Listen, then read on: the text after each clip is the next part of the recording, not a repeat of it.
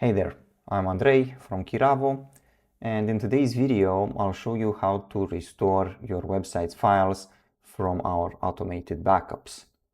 Log into our hosting control panel, click on your website, go to the backups section. Here you can see all the restore points.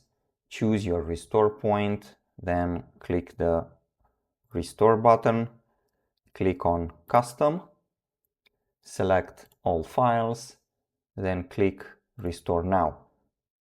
Finally, click the Restore button and wait. Depending on how big your website is, it may take a while. This is a small demo website, so it's almost instant. And that's it. That's how you restore your website files from our automated backups.